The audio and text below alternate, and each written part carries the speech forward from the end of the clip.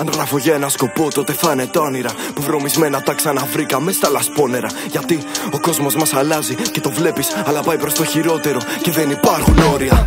Προσπάθεια διαφυγή σε λάθος μεριές του πονόμου. Πώς να κρυφτείς από τις λάθος συνήθειες του δρόμου. Η αλήθεια έφερε πληγές ψυχές των ανθρώπων κι ακόμα δεν έχουμε πάρει ευθύνες επόμου.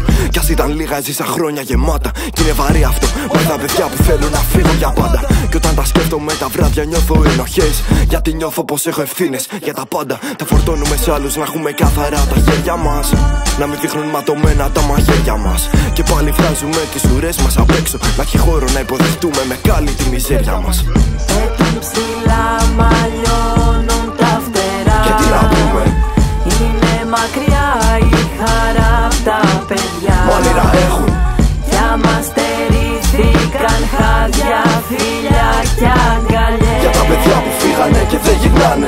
Χτυπάνε πότες να ακούν να χαμογελάνε.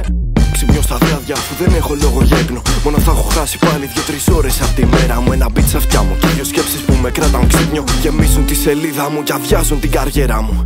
Θα ήταν ωραία η αγάπη να κρατούσε λίγο πιο πολύ, γιατί το λίγο μάλλον δεν μου αρκούσε. Είμαστε άνθρωποι, αλλάζουμε και βρίσκουμε το εγώ μας. Μα το εγώ μου δεν το σκεφτόμουν καν όταν με βαστούσε.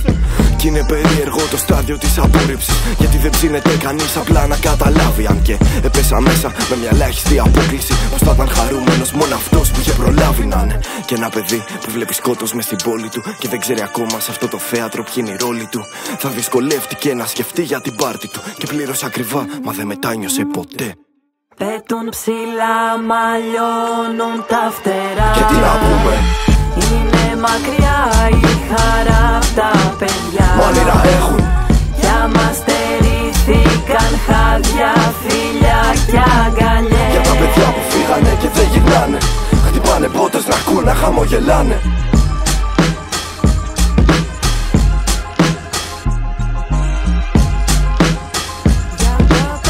Για τα παιδιά που φύγανε και δεν γυρνάνε. Χτυπάνε πότες να ακούν να χαμογελάνε.